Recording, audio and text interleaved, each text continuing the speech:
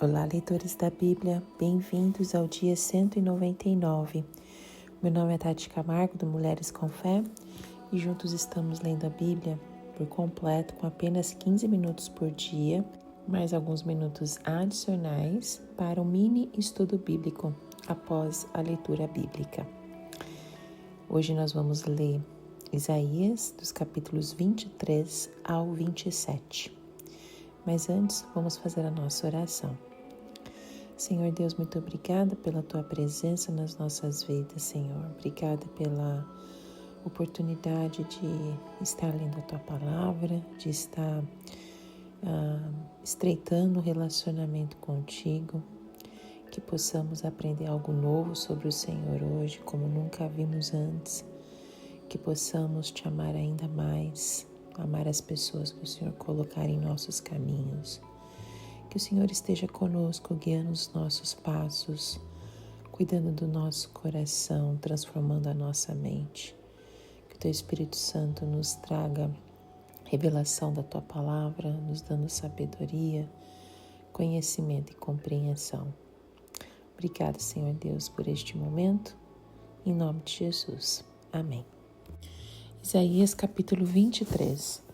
Profecia contra Tiro. Advertência contra Tiro.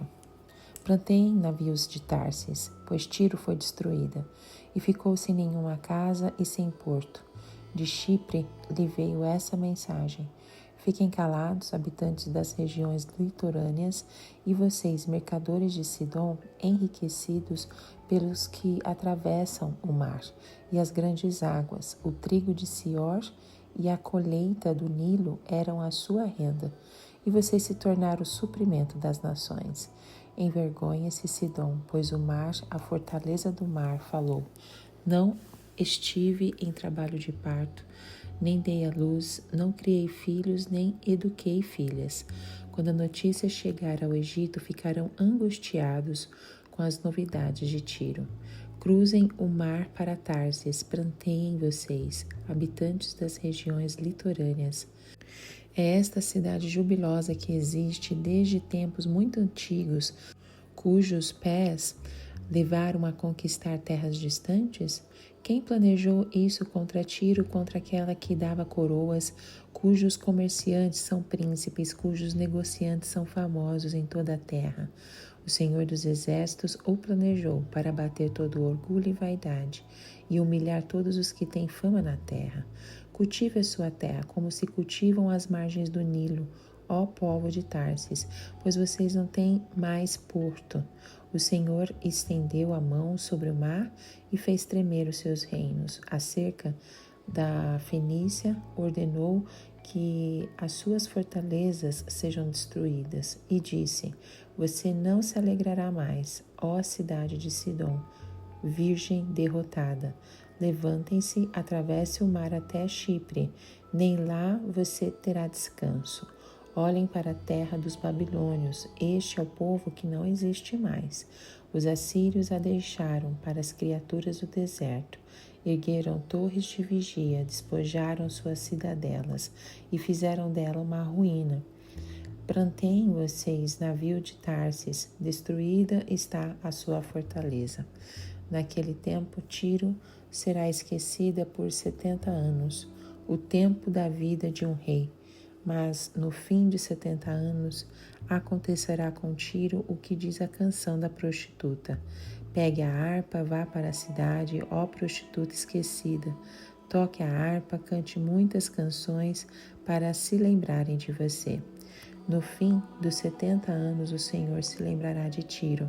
Esta voltará ao seu ofício de prostituta e servirá a todos os reinos que há na face da terra. Mas o seu lucro e a sua renda serão separados para o Senhor. Não serão guardados nem depositados. Seus lucros irão para os que vivem na presença do Senhor, para que tenham bastante comida e roupas finas. Isaías capítulo 24. A devastação do Senhor na terra. Vejam, o Senhor vai arrasar a terra e devastá-la, arruinará sua superfície e espalhará seus habitantes. Será o mesmo para o sacerdote e o povo, para o senhor e o servo, para a senhora e a serva, para o vendedor e o comprador, para quem toma emprestado e quem empresta, para o devedor e o credor. A terra será completamente arrasada e totalmente saqueada. Quem falou esta palavra foi o Senhor. A terra seca-se e murcha, o mundo definha e murcha, definham os nobres da terra. A terra está contaminada pelos seus habitantes, porque desobedeceram às leis, violaram os decretos e quebraram a aliança eterna. Por isso a maldição consome a terra e seu povo é culpado. Por isso os habitantes da terra são consumidos pelo fogo, ao ponto de sobrarem pouquíssimos. O vinho novo vai-se e a videira murcha. Todos os que se divertiam gemem. O som festivo dos tamborins foi silenciado. O barulho dos que se alegram parou. A harpa cheia de júbilo está muda. Já não bebem vinho entoando canções e a bebida fermentada é amarga para os que a bebem. A cidade vã está em ruínas. A entrada de cada casa está fechada. Nas ruas clamam por vinho. Toda alegria chegou ao fim. Toda celebração foi eliminada da terra. A cidade foi deixada em ruínas, sua porta feita em pedaços. Assim será na terra, entre as nações, como quando se usa a vara na oliveira ou se buscam os restos das uvas após a colheita. Erguem as vozes, cantam de alegria desde o ocidente, aclamam a majestade do Senhor. Deem glória, pois o Senhor no oriente e nas ilhas do mar exaltem o nome do Senhor, o Deus de Israel. Desde os confins da terra ouvimos cantar, glória seja dada ao justo. Mas eu disse, que desgraça, que desgraça. Ai de mim, os traidores traem, os traidores agem traiçoeiramente. Pavor, cova e laço os aguardam. Ó habitantes da terra, quem fugir ao grito de terror cairá na cova. Quem sair da cova será pego no laço. Abertas estão as comportas dos céus, tremem os alicerces da terra. A terra foi despedaçada, está destruída, totalmente abalada. A terra cambaleia como um bêbado, balança como uma cabana ao vento. Tão pesada sobre ela é a culpa de sua rebelião, que ela cai para nunca mais se levantar. Naquele dia o Senhor castigará os poderes em cima dos céus e os reis embaixo da terra.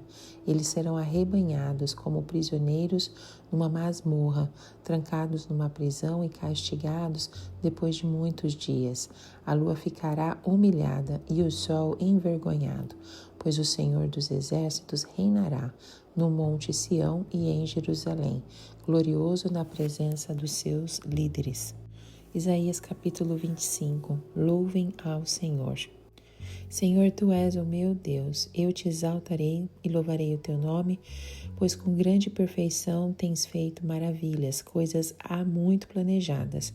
Fizeste da cidade um monte de entulho, da cidade fortificada uma ruína, da cidadela dos estrangeiros uma cidade inexistente, que jamais será reconstruída. Por isso um povo forte te honrará. A cidade das nações cruéis te temerá. Tem sido refúgio para os pobres, refúgio para o necessitado em sua aflição. Abrigo contra a tempestade e sombra contra o calor, quando o sopro dos cruéis é como a tempestade contra o muro e como o calor do deserto. Tu silencias o bramido dos estrangeiros, assim como diminui o calor com a sombra de uma nuvem. Assim a canção dos temíveis é emudecida. Neste monte o Senhor dos exércitos preparará um farto banquete para todos os povos, um banquete de vinho envelhecido, com carnes suculentas e o melhor vinho. Neste monte ele destruirá o véu que envolve todos os povos, a cortina que cobre todas as nações. Destruirá a morte para sempre. Ó soberano Senhor, enxugará as lágrimas de todo o rosto, retirará de toda a terra a zombaria do seu povo. Foi o Senhor quem o disse. Naquele dia dirão, este é o nosso Deus, nós confiamos nele e ele nos salvou. Este é o Senhor, nós confiamos nele, exultemos e alegremo-nos, pois ele nos salvou. pois a mão do Senhor repousará sobre este monte, mas Moabe será pisoteada em seu próprio lugar, como a palha é pisoteada na esterqueira. Ali Moabe estenderá as mãos como faz o nadador para nadar, mas o Senhor abaterá o seu orgulho, apesar da habilidade de suas mãos. Abaterá as torres altas dos seus altos muros e os derrubará. Ele os lançará ao pó da terra. Isaías capítulo 26, Cântico de louvor. Naquele dia este cântico será entoado em Judá. Temos uma cidade forte, Deus estabelece a salvação como muros e trincheiras. Abram as portas para que entre a nação justa, a nação que se mantém fiel. Tu, Senhor, guardarás em perfeita paz aquele cujo propósito está firme, porque em ti confia. Confiem para sempre no Senhor, pois o Senhor, somente o Senhor, é a rocha eterna. Ele humilha os que habitam nas alturas, rebaixa e arrasa a cidade altiva e a lança ao pó. Pés as pisoteiam, os pés dos necessitados, os passos dos pobres. A vereda do justo é plana. Tu, que és reto, tornas suave o caminho do justo, andando pelo caminho das tuas ordenanças. Esperamos em ti, Senhor. O teu nome e a tua lembrança são o desejo do nosso coração. A minha alma suspira por ti durante a noite, e logo cedo meu espírito por ti anseia. Pois quando se vêem na terra as tuas ordenanças, os habitantes do mundo aprendem justiça. Ainda que se tenha compaixão do ímpio, ele não aprenderá a justiça. Na terra da retidão ele age perversamente e não vê a majestade do Senhor. Erguida está a tua mão, Senhor, mas eles não a veem. Que vejam o teu zelo para com o teu povo e se envergonhem, que o fogo reservado para os teus adversários os consuma. Senhor, tu estabeleces a paz para nós. Tudo o que alcançamos, fizeste-nos para nós. Ó Senhor, ó nosso Deus, outros senhores além de ti nos têm dominado, mas só ao teu nome honramos. Agora eles estão mortos, não viverão, são sombras, não ressuscitarão. Tu os castigaste e os levaste à ruína, apagaste por completo a lembrança deles. Fizeste crescer a nação, Senhor, sim, fizeste crescer a nação. De glória te revestiste, alargaste todas as fronteiras da nossa terra. Senhor, no meio da aflição te buscaram quando os disciplinaste, sussurraram uma oração. Como a mulher grávida prestes a dar à luz, se contorce e grita de dor, assim estamos nós na tua presença, ó Senhor. Nós engravidamos e nos contorcemos de dor, mas demos à luz o vento. Não trouxemos salvação à terra, não demos à luz os habitantes do mundo, mas os teus mortos viverão, seus corpos ressuscitarão. Vocês que voltaram ao pó, acordem e cantem de alegria. O teu orvalho é orvalho de luz, a terra dará à luz os seus mortos. Vá, meu povo, entre os seus quartos e tranquem as portas. Esconda-se por um momento, até que tenha passado a ira dele. Vejam, o Senhor está saindo da sua habitação para castigar os moradores da terra por suas iniquidades. A terra mostrará o sangue derramado sobre ela, não mais encobrirá os seus mortos. Isaías capítulo 27. Naquele dia o Senhor, com a sua espada severa, longa e forte, castigará o Leviatã, serpente veloz. O Leviatã, serpente tortuosa, matará no mar a serpente aquática. O livramento de Israel. Naquele dia se dirá: cantem sobre a vinha frutífera. Eu, o Senhor, sou o seu vigia. Rego-a constantemente e a protejo dia e noite, para impedir que lhe façam dano. Não estou irado. Se espinheiros e roseiras bravas me enfrentarem, eu marcharei contra eles e os destruirei a fogo. A menos que venham buscar refúgio em mim, que façam as pazes comigo. Sim, que façam as pazes comigo. Nos dias vindouros, Jacó lançará raízes, Israel terá botões e flores e encherá o mundo de frutos. Acaso o Senhor o feriu como aqueles que o feriram? Acaso ele foi morto como foram mortos os que o feriram? Pelo desterro e pelo exílio o julga. Com o seu sopro violento ele o expulsa, como num dia de rajadas do vento oriental. Assim será perdoada a maldade de Jacó, e será este fruto da remoção do seu pecado, quando ele fizer com que as pedras do altar sejam esmigalhadas e fiquem como pó de giz, os postes sagrados, e os altares de incenso não permanecerão em pé. A cidade fortificada está abandonada, desabitada e esquecida como o deserto. Ali os bezerros pastam e se deitam, e desfolham os seus ramos. Quando os seus ramos estão secos e se quebram, as mulheres fazem fogo com eles, pois esse é um povo sem entendimento. Por isso, aquele que o fez não tem compaixão dele. Aquele que o formou não lhe mostra misericórdia. Naquele dia o Senhor debulhará as suas espigas desde as margens do Eufrates até o ribeiro do Egito, e vocês, israelitas, serão ajuntados um a um. E naquele dia soará uma grande trombeta. Os que estavam perecendo na Assíria e os que estavam exilados no Egito virão e adorarão o Senhor no Monte Santo, em Jerusalém. Amém.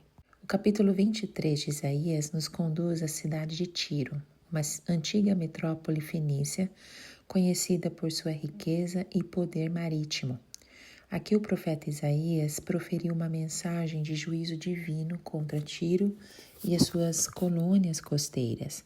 A cidade de Tiro, que havia se tornado orgulhosa e arrogante devido à sua prosperidade comercial, estava prestes a enfrentar uma queda impressionante, conforme predito pelo profeta. A narrativa deste capítulo nos apresenta uma imagem vívida das atividades comerciais de Tiro e a maneira como ela influenciou as nações circundantes. No entanto, a mensagem profética alerta que a glória e a prosperidade teriam um fim, e Tiro seria humilhada diante de Deus. Além disso, Isaías capítulo 23 não se limita apenas à condenação de Tiro, mas também lança luz sobre a soberania divina sobre todas as nações e a certeza de que Deus cumpre suas promessas e juízos. Só para entendermos o contexto e o que diz no versículo 1. Lamentai-vos, navios de Tarsis, porque Tiro está destruída, de sorte que não há casa nem entrada desde a terra de Quitim lhes é revelado. Então aqui o profeta Isaías convoca os navios de Tarsis a lamentar a situação de Tiro. Tarsis era conhecida por suas relações comerciais com Tiro, e esse chamado à lamentação é uma representação poética da extensão da ruína de Tiro. O fato dos navios serem chamados a lamentar reflete a interconexão entre as nações naquela época, onde as prosperidades e desastres de uma cidade podiam afetar toda uma região. Isaías anuncia então que Tiro está destruída e que não há casa e nem entrada. Isso sugere uma destruição tão completa que não resta nada da cidade. Os muros que a protegiam foram derrubados, as casas foram arrasadas e a principal entrada por onde fluía o comércio foi bloqueada. Tiro, que um dia fora um poderoso centro comercial, agora estava reduzida a ruínas. Quando ele menciona a terra de Quitim, também é intrigante, porque Quitim era uma região associada a Chipre, conhecida por seus habitantes marítimos. Esta referência pode simbolizar a amplitude da notícia da queda de Tiro, alcançando terras distantes e ecoando através dos mares. Os versículos 2 e 3 revelam mais detalhes sobre a situação de Tiro. Silenciai-vos, moradores da ilha, tu que eras o negociante de Tiro, passando o mar, enriquecendo-te com as muitas águas e com grandes riquezas, o teu negócio, a tua ganância de lucros, tu que habitavas no meio do mar, no coração dos mares, os teus marinheiros te conduziram pelas muitas águas, e o vento leste te quebrou no meio do mar. Bom, aqui o profeta chama os moradores da ilha de Tiro a silenciarem.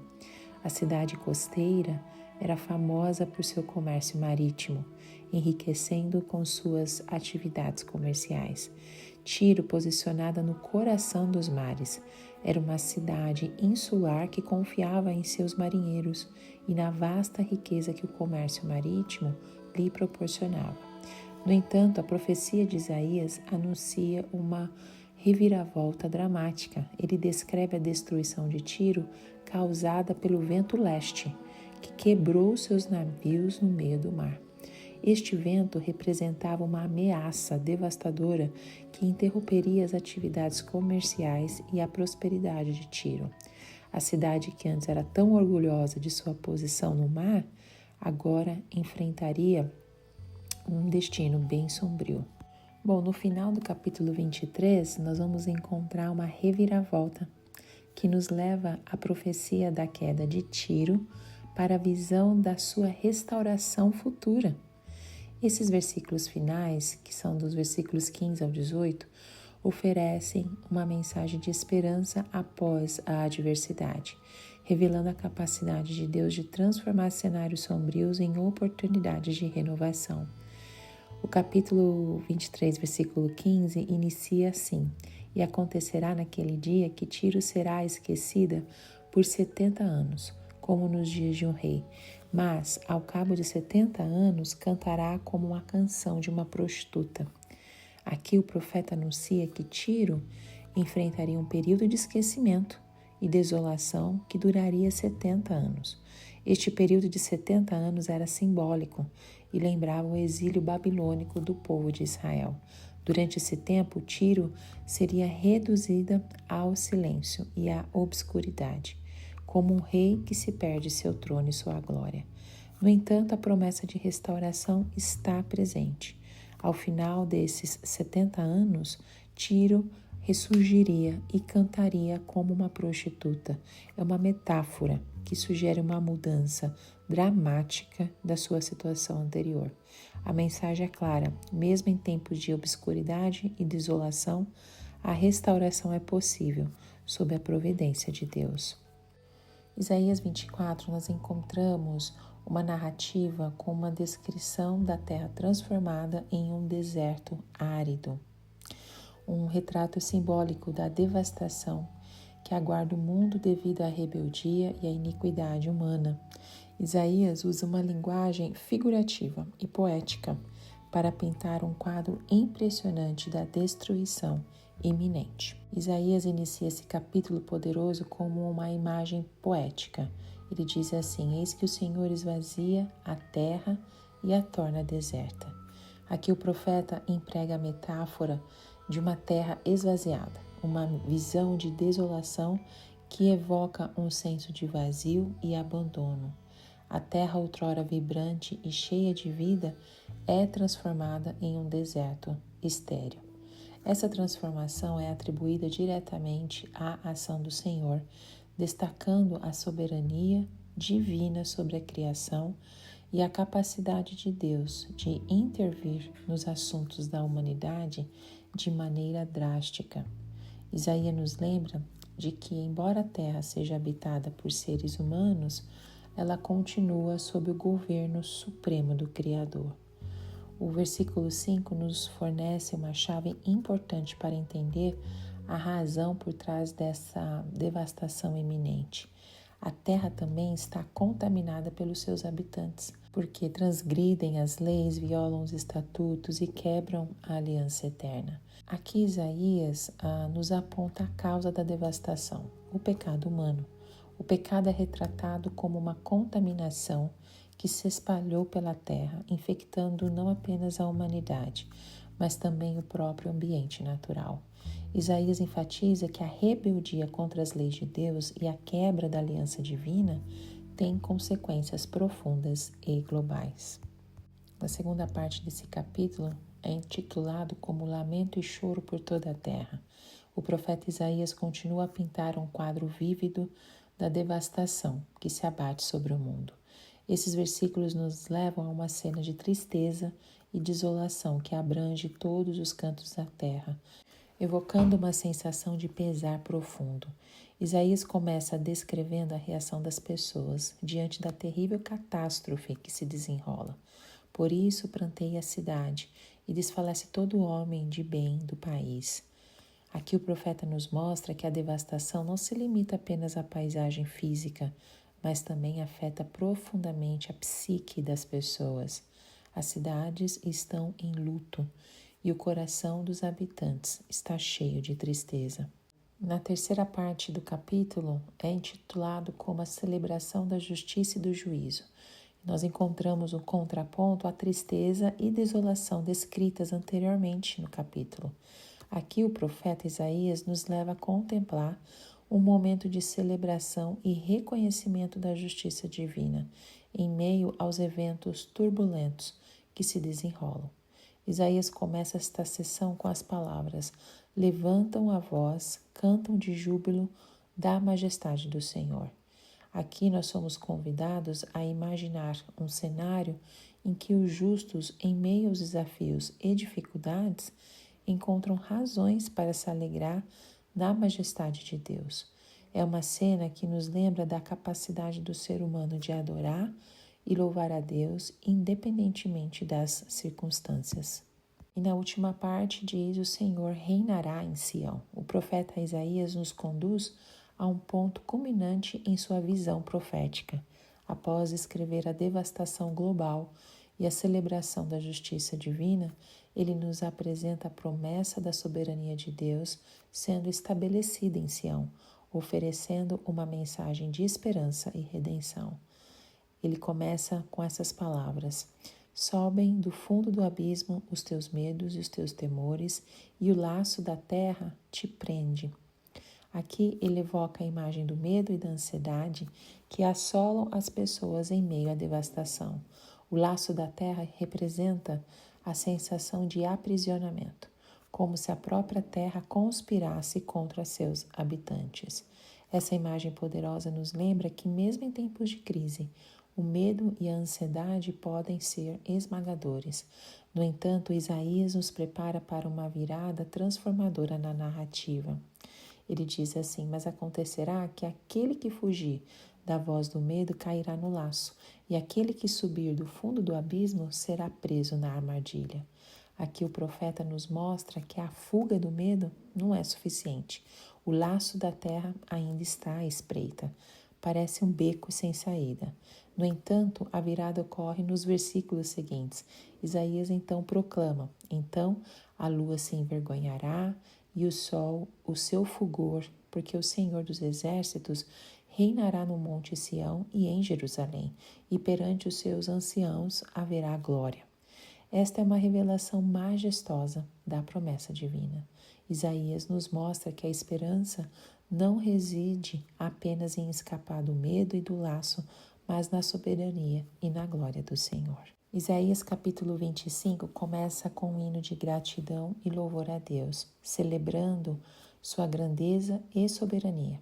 Os versículos iniciais ressoam como palavras de admiração e exaltação, enfatizando como Deus é um refúgio seguro para o seu povo em tempos de adversidade. Uma das passagens mais marcantes desse capítulo é a promessa de um festim celestial.